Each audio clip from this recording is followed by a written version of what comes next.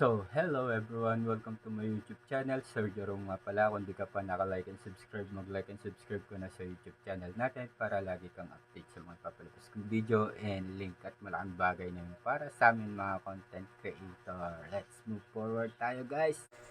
Hello everyone! Kumusta ang lahat? Siyempre nagbabalik ulit si Sir Jerome. Nagpapasalamat ako sa nag-avail ng link. Sobrang sulit, nag-enjoy ka naman.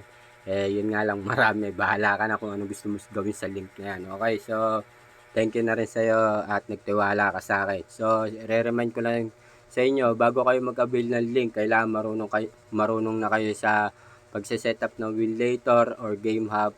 Kasi unang-una sa lahat, mahal talaga yung magturo. Okay, demanding talaga ang pagtuturo. Okay, tsaka ano lang to, yung talagang mainitin talaga mga ulo ng mga nagtuturo. Okay, so yun lang guys.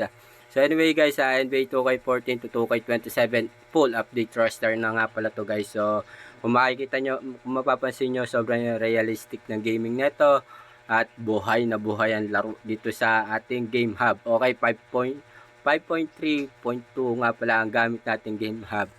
Okay, so sa mga gusto naman ng Game Hub, bisitahin nyo lang yung YouTube channel ko at nakapost naman to. Pati mga input bridge at mga controller natin. Okay, so yun lang guys.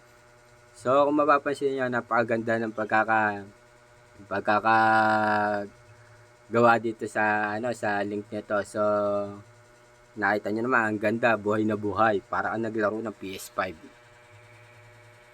Remind ko lang sa inyo na Game Hub ang gamit natin ngayon na na Game Hub. Hindi ko alam kung anong Game Hub.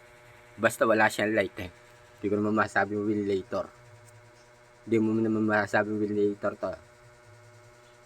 Remind ko lang sa inyo, hindi ako po gumagamit ng Ludacia. So yun lang guys, hanggang dito na lang ang video natin. Salamat sa mga sumusuporta at sa mga nag-enjoy, sa mga nag-avail. Okay, see you in next video guys. Bye bye.